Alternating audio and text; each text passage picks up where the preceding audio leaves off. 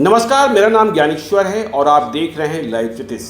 शाहनवाज हुसैन भाजपा के वरिष्ठ नेता, बिहार के पूर्व उद्योग मंत्री, आपको खबर है कि आरोपों के लपेटे में आ गए हैं और आरोप भी गंभीर हैं। दुष्कर्म का आरोप है और दिल्ली हाईकोर्ट ने दिल्ली पुलिस से कहा है कि आप उनके खिलाफ एफआईआर कीजिए, जो विक्टिम है और जो उनकी शिकायत है उसकी शिकायत दर्ज कीजिए, जांच कीजिए और 3 महीने में रिपोर्ट दीजिए। देखिए, ये मसला बहुत पुराना है, साल 2018 का है और जो विक्टिम है, जो यह कह रही हैं कि मेरे साथ दुष्कर्म किया गया और जान से मारने की कोशिश की गई, धमकी दी गई। दरअसल झगड़ा जो है वह शाहनवाज हुसैन के भाई के साथ है। शाहनवाज हुसैन कहते रहे हैं कि मेरा भाई मुझसे अलग रहता है, लेकिन शाहनवाज हुसैन भी लपेटे में आ गए हैं और अब दिल्ली हाईकोर्ट के आदेश पर दिल्ली पुलिस को एफआईआर दर्ज करनी होगी।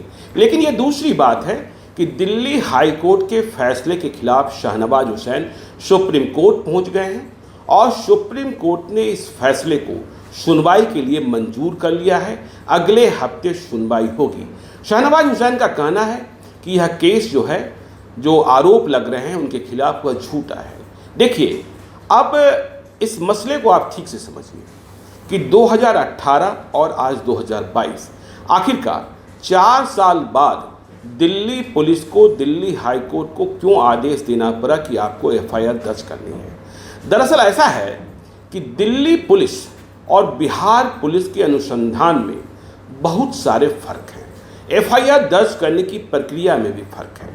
देखिए, बिहार में क्या होता है, बिहार में जैसे ही कोई एफआईआर आप दर्ज करते हैं और एफआईआर में जिनके नाम लिखे जाते हैं, आम तौर पर यह देखा जाता है कि पुलिस एक्शन में आ जाती है। पुलिस एफआईआर को प्रथम दृष्टया सच मान लेती है और जो नामजद अभियुक्त होते हैं उनकी गिरफ्तारी शुरू कर देती है। लेकिन दिल्ली में ऐसा नहीं है और दिल्ली पुलिस की इस कार्रवाई को या इस ट्रेंड को सुप्रीम कोर्ट कई मौक़ों पर सही भी ठहरा चुका है। दिल्ली पुलिस क्या करती है कि यदि आपने कोई कंप्लेन दर्ज की और ख़ासकर रेप जैसे मामले में, और जिनके खिलाफ आपने केस दर्ज की है वह कोई बड़ा अभियुक्त है या बड़ा आरोपी है, तो यदि आपने कंप्लेन दर्ज की तो कंप्लेन के आधार पर सीधे एफआईआर नहीं लिखा जाता है।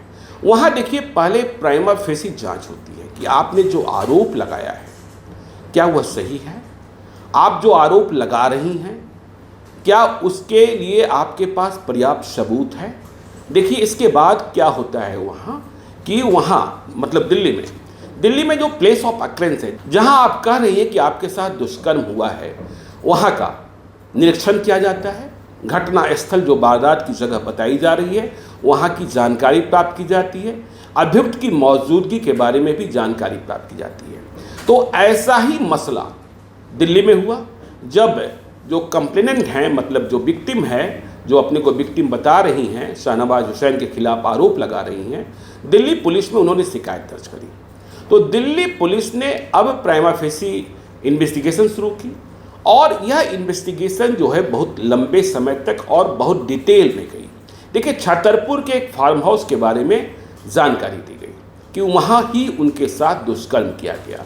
तो दिल्ली पुलिस ने यह पता किया। देखिए, इसमें साइंटिफिक इन्वेस्टिगेशन भी हुआ, ह्यूमन इंटेलिजेंस का सहारा लिया गया और फिजिकल वेरिफिकेशन भी हुआ, मतलब घटनास्थल का। तो जब दिल्ली पुलिस ने जांच की तो उस जांच में शाहनवाज हुसैन के खिलाफ कोई आरोप नहीं मिला था। दिल्ली पुलिस ने प्राइमा फेसी इन्वेस्टिगेशन के तहत छतरपुर फार्म हाउस, जो प्लेस ऑफ अक्रेंस है जिसे बताया गया, वहाँ की गार्ड से बात की। इसके अलावा देखिए, वहाँ जो आसपास रहने वाले लोग थे, फिर इसकी जानकारी भी प्राप्त की गई कि जो आरोप लगाने वाली महिला हैं क्या वो वहाँ उस वक्त मौजूद थी। तो साइंटिफिक इन्वेस्टिगेशन इस तरीके से कंप्लीट किया गया कि जो कॉल डिटेल है, जो देखिए मोबाइल लोकेशन आपका बताता है कि आप कहाँ किस वक्त हैं। देखिए, जो कंप्लेन करने वाली महिला हैं उनके मोबाइल का लोकेशन भी, तो यह निकला कि जिस वक्त वारदात बताई जा रही है, दुष्कर्म और शाहनवाज हुसैन के खिलाफ आरोप किया जा रहा है, उस वक्त शिकायत करने वाली महिला छतरपुर में नहीं कहीं और थी। और जो मोबाइल का मूवमेंट था, मोबाइल की गतिशीलता थी, वह इस बात को प्रमाणित नहीं कर रही थी कि उतने कम समय में वहाँ से आया जा सकता है या वहाँ जाया जा सकता है। ठीक इसी प्रकार से देखिए, शाहनवाज हुसैन के साथ दिल्ली पुलिस की सिक्योरिटी, देखिए तब की यह वारदात है, बताई जा रही है जब शाहनवाज हुसैन राष्ट्रीय प्रवक्ता, बिहार में मंत्री नहीं थे, तो दिल्ली पुलिस की सिक्योरिटी शाहनवाज हुसैन को मिली हुई थी। दिल्ली पुलिस की सिक्योरिटी में जो लोग शाहनवाज हुसैन के साथ ड्यूटी पर लगे थे, उनके मोबाइल कॉल डिटेल्स की भी जांच की गई और यह निकला कि ये जो कॉल डिटेल्स है, जो दिल्ली पुलिस के सिक्योरिटी वाले हैं, उनकी मौजूदगी लुटियन जोन्स में है। और शाहनवाज हुसैन का जो अपना नंबर है, आपको मालूम होना चाहिए कि शाहनवाज हुसैन के पास ऐसा मोबाइल नंबर है जो दूसरे के मोबाइल पर कॉल किए जाने के वक्त भी फ्लैश नहीं होता है। खैर, तो दिल्ली पुलिस वालों ने शाहनवाज हुसैन चूँकि आरोपी बनाए जा रहे थे, तो उनके मोबाइल का CDR भी खंगाला गया और CDR ने यह प्रमाणित किया कि उस वक्त, जिस वक्त वारदात बताई जा रही है, वे छतरपुर में फार्म हाउस में नहीं थे, वे इधर लुटियन जोन्स में ही थे। तो इस तरीके से पूरी जांच हुई और दिल्ली पुलिस ने जब हाई कोर्ट में, देखिए हुआ ये कि दिल्ली पुलिस ने अपनी जांच के आधार पर FIR दर्ज नहीं की और जब FIR दर्ज नहीं हुई शाहनवाज हुसैन के खिलाफ, तो जो प्रभावित महिलाएं, पीड़ित महिला अपने को बता रही हैं, वह पहुंच गई दिल्ली हाई कोर्ट में और उन्होंने यह शिकायत करी कि दिल्ली पुलिस पक्षपात कर रही है, बिना FIR दर्ज किए हुए, बिना अनुसंधान किए हुए वह शाहनवाज हुसैन को क्लीन चिट दे रही है। तो इस मसले में सुनवाई हुई।